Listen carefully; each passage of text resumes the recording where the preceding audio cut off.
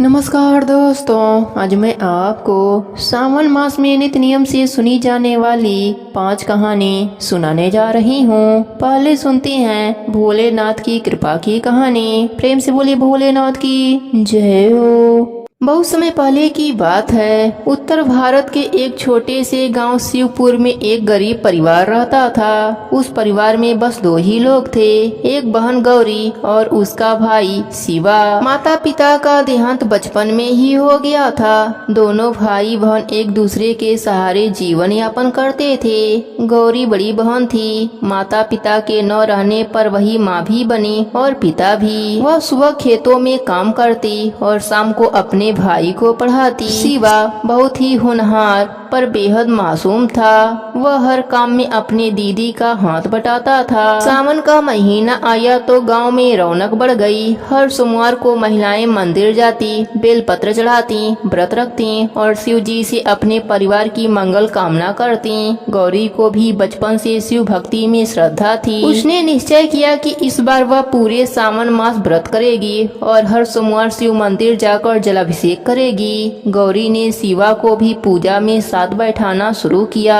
दोनों भाई बहन सुबह जल्दी उठते, स्नान कर बेलपत्र तोड़ते, मंदिर जाते, शिवलिंग पर जल चढ़ाते, मंत्र बोलते और भजन गाते। धीरे धीरे पूरा गांव उन्हें शिव गौरी का जोड़ी कहने लगा। सावन का तीसरा सोमवार था। गांव में अचानक वर्षा इतनी भयंकर हुई कि कुछ खेत तबाह हो गए। गौरी की भी सारी फसल बह गई। अब घर में अन्य का एक दाना भी न बचा, पर उसने हार नहीं मानी। वह भूखी रहकर भी शिवा को खाना देती और स्वयं उपवास रखती। गौरी बोली, भोलेनाथ हमारी परीक्षा ले रहे हैं शिवा, तू चिंता मत कर। जब तक तेरी दीदी है तुझे कोई तकलीफ नहीं आने दूंगी। शिवा ने रोते हुए कहा, दीदी मुझे खाना नहीं चाहिए, मैं भी उपवास करूंगा और भोलेनाथ से प्रार्थना करूंगा कि वह मेरी दीदी को कभी भी दुख न दें। चौथे सोमवार की रात को एक चमत्कार हुआ। शिवा सपने में शिव जी के दर्शन करता है। शिव जी साधु के रूप में प्रकट होते हैं और कहते हैं, बेटा तेरी और तेरी बहन का प्रेम और त्याग हमें बहुत प्रिय है। कल सुबह मंदिर में एक कन्या के रूप में हमारी शक्ति आएंगी, उसे पहचान कर घर ले जाना, तुम्हारी किस्मत बदलने वाली है। सुबह उठकर शिवा ने गौरी को सारी बात बताई। गौरी पहले तो हंसी, फिर बोली, भोलेनाथ लीला करते हैं, यदि वह सच में प्रसन्न है तो हमें मार्ग भी देंगे। 5वें सोमवार को जैसे ही दोनों भाई बहन मंदिर पहुँचे, वहाँ बहुत भीड़ थी। भीड़ में एक सुंदर कन्या दिखी। उसका तेज असीम था, पर वह अकेली थी और अनाथ सी लग रही थी। शिवा ने तुरंत पहचान लिया, यह वही है जो सपने में आई थी। गौरी ने उस कन्या को पास बुलाया, नाम पूछा। कन्या ने मुस्कुराकर कहा, मुझे लोग पार्वती कहते हैं। गौरी ने उसे घर बुलाया। पार्वती जैसे ही घर में आई वैसे ही सब कुछ बदल गया। सूखे खेतों में हरियाली छा गई। गौरी के घर में अन्न भर गया। गांव के लोग चकित हो गए। गौरी समझ गई यह कोई साधारण कन्या नहीं, भोलेनाथ की शक्ति है। भोलेनाथ ने सोचा अब अंतिम परीक्षा ले लिया जाए। एक दिन गाँव के कुछ लालची लोगों ने यह अफवाह फैला दी कि गौरी ने चोरी की है। सारा गाँव उसके खिलाफ हो गया। पंचायत बुलाई गई। गौरी सबके सामने खड़ी हुई और बोली, मैंने कभी पाप नहीं किया। यदि मैंने चोरी की हो तो मुझे सजा मिले, पर यदि मैं निर्दोष हूँ तो स्वयं महादेव जी मेरी रक्षा करेंगे। तभी आकाश में गर्जना हुई। एक दिव्य प्रकाश प्रकट हुआ। भोलेनाथ स्वयं प्रकट हुए और बोले, गौरी निर्दोष है। जिसने भी इसके खिलाफ झूठ बोला है वह धिक्कार योग्य है। इस बहन ने भाई के लिए हर दुख सहा है। मैं स्वयं इसका संरक्षक हूँ। सारा गांव चरणों में गिर पड़ा। जिन्होंने आरोप लगाए थे उन्हें दंड मिला। भोलेनाथ ने कहा, गौरी तूने अपने जीवन भर सेवा करी, त्याग किया। मैं तुझे आशीर्वाद देता हूँ। तू जहाँ भी रहेगी लक्ष्मी और अन्न की कभी कमी नहीं होगी। शिवा को राज की विद्या प्राप्त होगी और वह एक दिन बड़ा ज्ञानी बनेगा। और जो भी भाई बहन की इस सावन मास में प्रेम और विश्वास से पूजा करेंगे उन्हें मैं वही फल दूंगा जो मैंने तुझे दिया। शिवा को एक साधु ने विद्या सिखाई। वह आगे चलकर एक बड़ा विद्वान और योगी बना। गौरी की शादी एक अच्छे परिवार में हुई और वह सुखी रही। हे भोलेनाथ, हे माता पार्वती, जैसी कृपा आपने गौरी पर करी और उसके गरीब भाई पर करी, वैसी ही कृपा आप अपने सभी भक्तों पर करना। कहानी अधूरी हो तो पूरी करना, पूरी हो तो मान रखना। सबके नित्य नियम और व्रत को पूर्ण करना। प्रेम से बोलिए भोलेनाथ की जय हो, गौरी माता की जय हो। अब सुनती हैं पार्वती माता की कृपा की कहानी। प्रेम से बोलिए पार्वती माता की जय हो। एक नगर में एक धनी सेठ रहता था, जिसके 5 सुंदर और सुशील बेटियां थीं। वह अपने बेटियों से बहुत प्रेम करता था और उनके विवाह अच्छे कुलों में कराना चाहता था। समय आने पर उसने बारी बारी से 4 बड़ी बेटियों का विवाह धनी और प्रतिष्ठित परिवारों में करा दिया। अब बारी थी सबसे छोटी बेटी माधवी की। वह अत्यंत सुंदर, गुणी और विनम्र थी, किंतु उसके भाग्य में कुछ और ही लिखा था। जितना उसका स्वभाव कोमल था, उतना ही उसका भाग्य कठोर। एक दिन एक ब्राह्मण सेठ के घर आया और बोला, महाराज, मैं अपने बेटे के लिए वधू खोज रहा हूँ। मेरा पुत्र विद्वान है, संस्कारिक है, परंतु दुर्भाग्यवश हमारा परिवार अभी दरिद्रता में जीवन बिता रहा है। यदि आप अपनी कन्या का विवाह मेरे पुत्र से करा दें तो हम कृतज्ञ रहेंगे। सेठ पहले तो झिझका, परंतु ज्योतिषियों और विद्वानों की सलाह पर यह विवाह तय हुआ। कहते हैं जिसे भाग्य मंजूर होता है वह होकर ही रहता है। माधवी का विवाह उस ब्राह्मण युवक धवल से हो गया। माधवी को ससुराल में वह वैभव नहीं मिला जो उसकी चारों बहनों को मिला था। वह झोपड़ी में रहती, फटे वस्त्र पहनती और दिन भर काम करती। भोजन भी कभी कभी पूरा नहीं मिलता। जब कभी माधवी अपने बहनों के घर जाती, वे सुनहरे वस्त्र पहनकर सोने चांदी के बर्तनों में भोजन परोसती। नौकर चाकर उसके आगे पीछे रहते। उसकी नजर माधवी पर कभी दया से तो कभी उपेक्षा से पड़ती, लेकिन माधवी ने कभी किसी से शिकायत नहीं करी। उसकी सास कटु वचन बोलती, पति निर्धन और रोगी था, फिर भी वह सब कुछ सहती रही। एक बार सावन का महीना आया। चारों बहनों ने मंगला गौरी व्रत का आयोजन किया। वे सभी सज धज कर माता गौरी की पूजा करने लगी। माधवी भी वहाँ पहुँची। वह फटे हुए पुराने कपड़े में बिना गहनों के माँ के द्वार पर आई और पूजा में चुपचाप बैठ गई। उसकी बहनों ने उसे तिरस्कार भरी दृष्टि से देखा। सबसे बड़ी बहन ने कहा, छोटी बहन, जब तुझे सौभाग्य ही नहीं मिला तो यह व्रत किस लिए कर रही हो? दूसरी बहन बोली, माँ गौरी तो उन्हें वर देती हैं जिनका भाग्य जागा हो, तुम्हें तो बस गरीबी मिली है। माधवी की आंखों में आंसू आ गए। उसने माता गौरी की मूर्ति के सामने सिर झुकाया और बोली, हे माँ, सब कुछ आपका ही दिया हुआ है। यदि आपने मुझे यह जीवन दिया है तो आप ही इसे बेहतर भी करेंगी। मैं श्रद्धा से व्रत करूंगी, परिणाम आपके हाथों में है। माधवी ने उसी दिन से हर मंगलवार व्रत करना आरंभ किया। वह नियम पूर्वक स्नान कर माता की मूर्ति बनाती, दीपक जलाती, कथा सुनती, फूल अर्पित करती और शाम को बिना अन्न के व्रत करती। उसने माता से प्रार्थना करी, हे माता, मैं पति की लंबी उम्र, स्वास्थ्य और परिवार की समृद्धि के लिए यह व्रत कर रही हूँ, आप कृपा करें। धीरे धीरे उसके जीवन में परिवर्तन आने लगे। माधवी का पति धवल, जो वर्षों से रोगी था, अब स्वस्थ होने लगा। उसने शास्त्र पढ़कर बच्चों को पढ़ाना प्रारंभ किया। कुछ ही वर्षों में उसकी विद्या की ख्याति दूर दूर तक फैल गई। एक दिन नगर का राजा अपने पुत्र के लिए एक गुरु की खोज में निकला। जब वह धवल से मिला तो उसकी विद्वता से प्रभावित होकर उसे राजगुरु बना दिया।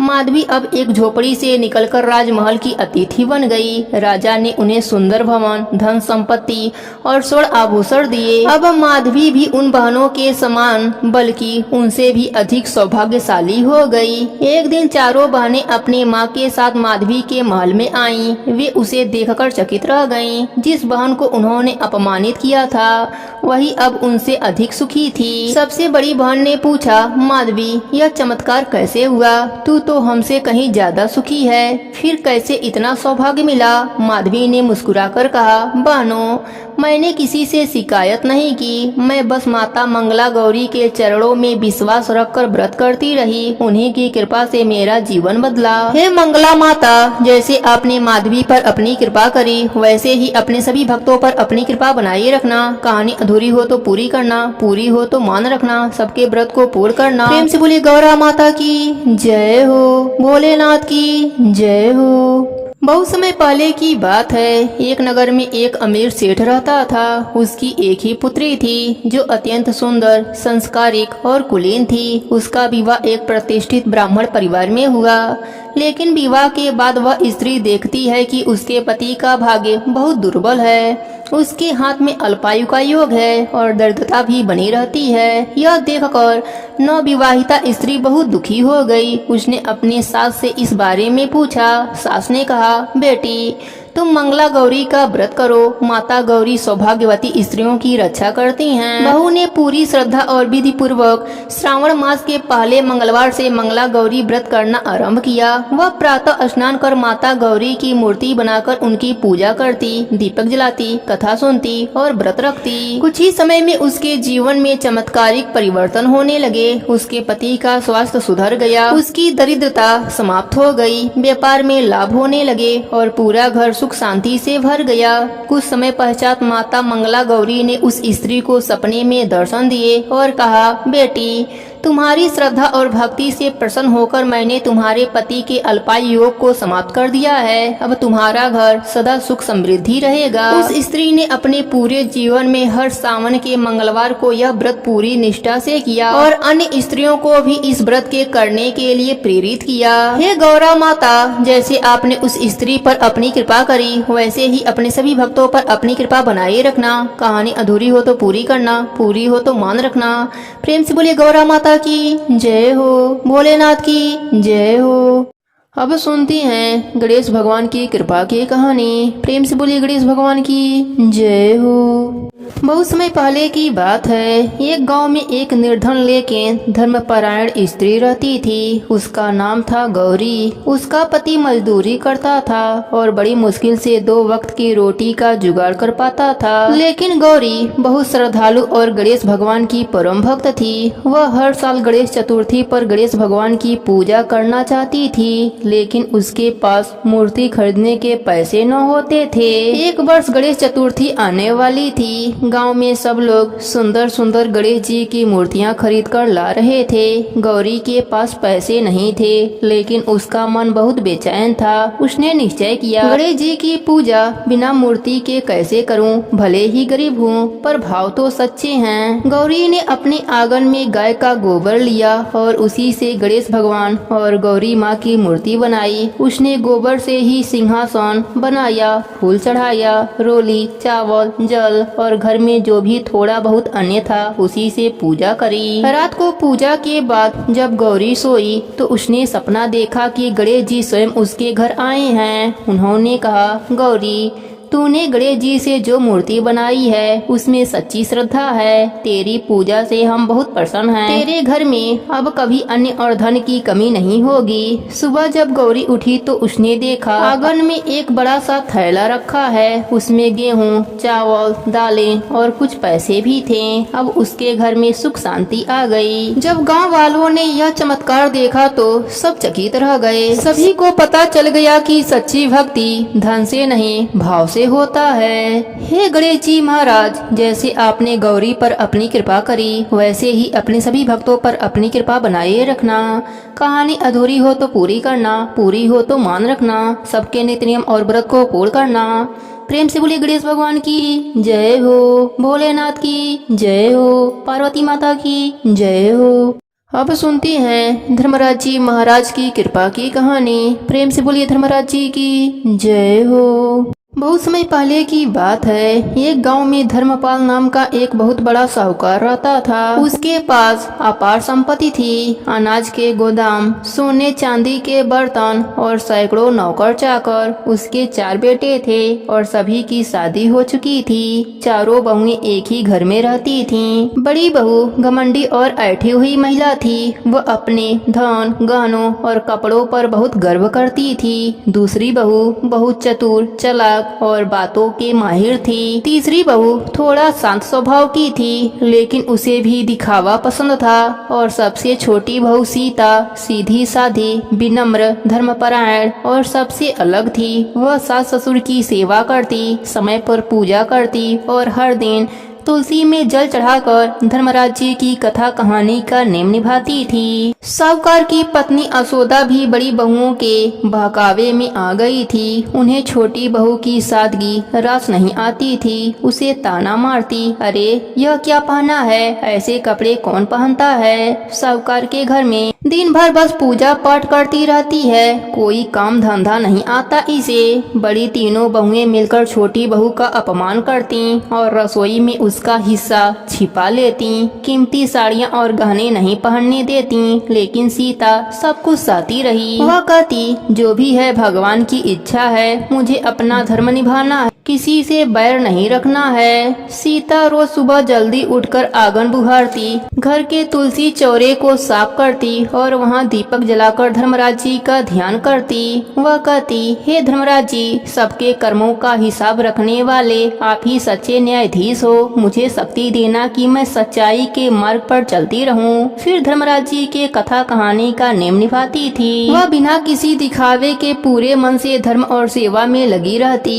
एक बार गांव में एक संत आए। उन्होंने सब घरों में भिक्षा मांगी, लेकिन बड़ी बहुएं ताना मारकर उन्हें खाली लौटाने लगीं। लेकिन सीता ने उन्हें प्रेम से भोजन दिया, पैर धोए और आशीर्वाद मांगा। संत ने प्रसन्न होकर कहा, बेटी तेरे घर अवश्य कृपा बरसेगी। कुछ समय के बाद साहूकार पर एक भारी विपत्ति आ पड़ी। व्यापार में घाटा हुआ, अनाज के गोदाम जल गए और सारा धन धीरे धीरे खत्म हो गया। जो रिश्तेदार पहले सम्मान करते थे, अब वह मुँह फेरने लगे। बड़ी बहुओं का स्वभाव बदलने लगा। ऐसे घर में क्यों रहें जहाँ न गहने हैं न आराम, हम तो अपने मायके चले जाएंगे। तीनों बड़ी बहुएं अपने मायके लौट गईं। साहूकार और उसकी पत्नी बहुत दुखी हुए, लेकिन सीता ने कहा, बाबा माँ, अब आप लोगों को मेरी जरूरत है, मैं कहीं नहीं जाऊंगी। यह मेरा घर है, सुख में सब साथ होते हैं, असली साथ तो दुख में निभाया जाता है। सीता ने सास ससुर और पति की सेवा में खुद को समर्पित कर दिया।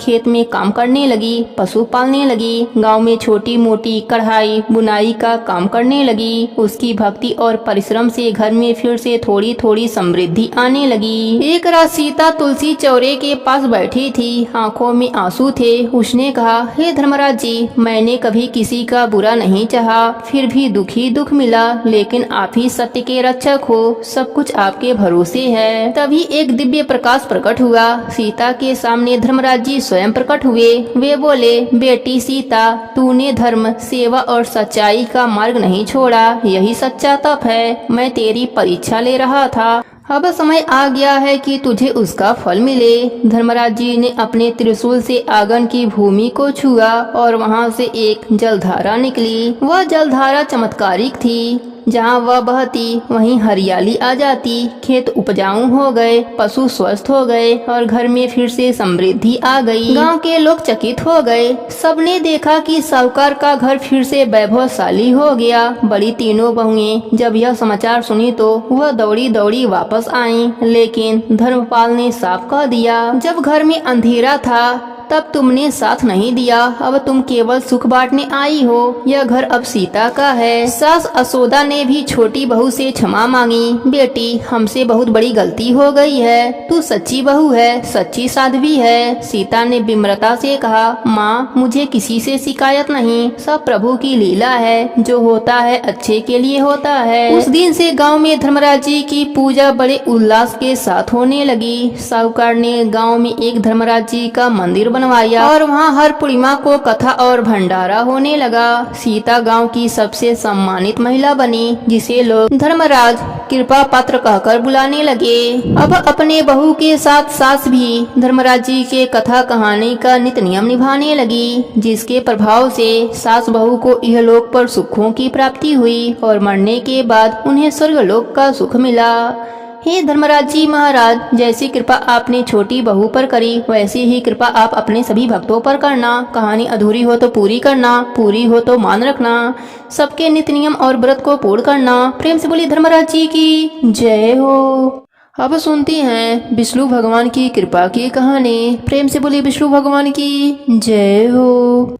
युधिष्ठिर ने कहा, हे भगवान, श्रावण मास के कृष्ण पक्ष की एकादशी का क्या नाम और क्या महात्म्य है, सो मुझसे कहने की कृपा करें।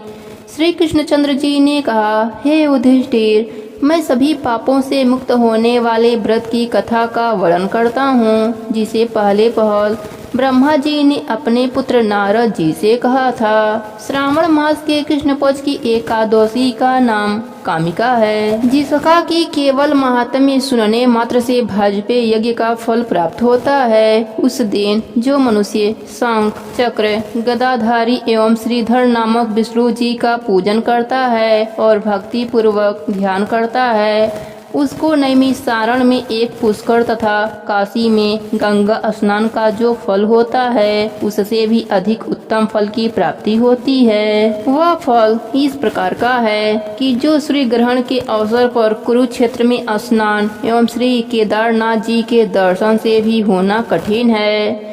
व्यतिपात योग में गंडकी नदी में स्नान करने से एवं सिंहस्थ गुरु में गोदावरी में स्नान करने से उस फल की प्राप्ति नहीं होती, जो कि श्री कृष्णचंद्र जी के पूजन द्वारा प्राप्त होता है। कामिका एकादशी का व्रत रखना और समुद्र प्रत्न भूमि का दान करना दोनों का फल एक समान है। श्रावण मास में भगवान श्रीधर के पूजन करने से गंधर्व, देव, उरग और पत्रक इत्यादि भी पूजा योग्य होते हैं। अस्तु, जो पापकम में लिप्त एवं आसार रूपी संसार में फंसे हुए हैं, इस प्रकार के मनुष्यों को स्वयं उद्धार के निमित्त कामिका एकादशी के दिन अनेकों प्रयत्न पूर्वक व्रत करके श्री भगवान का भक्ति पूर्वक पूजन करना चाहिए। इससे उत्तम पाप मुक्त होने का अन्य व्रत नहीं है। अध्यात्म विद्या जिनको ज्ञात है, उनको जिस जिस फल की प्राप्ति होती है, उस फल की प्राप्ति मनुष्य को कामिका एकादशी व्रत करके रात्रि में जागरण करने से होती है।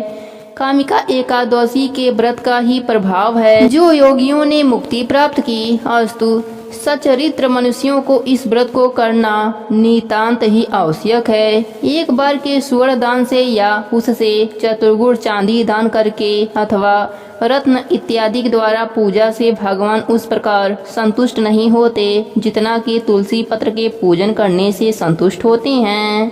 जिन मनुष्यों ने तुलसी की मंजरी द्वारा भगवान की पूजा की है, वे अपने जन्म जन्मांतर के घोर पापों को भी नष्ट कर डालते हैं। इस प्रकार की तुलसी देवी को सतत प्रणाम है, जिसके केवल दर्शन मात्र एवं स्पर्श से ही समस्त पाप नष्ट होकर शरीर पवित्र हो जाता है। जो मनुष्य एकादशी के दिन भगवान को रात्रि में दीप दान करते हैं, उसके फल प्राप्ति को चित्रगुप्त भी नहीं समझ सकते। उस दिन जो मनुष्य रात्रि प्रत्न भगवान की प्रतिमा के सम्मुख दीप को जलाया करता है, उसके पितर लोगों को अमृत प्राप्त होता है। घी एवं तिल के तेल से दीपक जलाने वाले को कामिका के प्रभाव द्वारा स्वर्ग लोक की प्राप्ति होती है। इसलिए इस प्रकार के पाप नाशनी कामिका नामक एकादशी का व्रत हर मनुष्य को करना उचित है। इसके प्रभाव से अनेकों प्रकार की हत्याएं अर्थात ब्रह्म हत्या, भ्रूण हत्या आदि के जो महान पातक हैं, वे शीघ्र छूट जाते हैं और विष्णु लोक की प्राप्ति होती है। कामिका एकादशी की प्राचीन कथा के अनुसार प्राचीन काल में किसी गांव में एक ठाकुर रहता था। एक दिन ठाकुर की एक ब्राह्मण से कहा सुनी हो गई। तकरार बढ़ने पर ब्राह्मण ठाकुर के हाथों मारा गया। ब्राह्मण के मर जाने से ठाकुर को ब्रह्म हत्या का पाप सताने लगा। ठाकुर ने गांव के ब्राह्मणों से ब्रह्म हत्या के पाप से छूटने का उपाय पूछा। ब्राह्मणों ने उसे कामिका एकादशी का व्रत करने की सलाह दी। ठाकुर ने वैसा ही किया। रात्रि में वह जब भगवान की प्रतिमा के पास शयन कर रहा था तो सपने में भगवान ने दर्शन देकर उसे ब्रह्म हत्या के पाप से मुक्त कर दिया। ठाकुर ब्राह्मण की 13वीं करके ब्रह्म हत्या के पाप से मुक्त होकर विष्णु लोक चला गया। हे विष्णु भगवान, जैसे आपने उस ठाकुर पर अपनी कृपा करी, वैसे ही अपने सभी भक्तों पर अपनी कृपा बनाए रखना। कहानी अधूरी हो तो पूरी करना, पूरी हो तो मान रखना, सबके व्रत को पूर्ण करना। प्रेम से बोली विष्णु भगवान की जय हो। एकादशी माता की जय हो।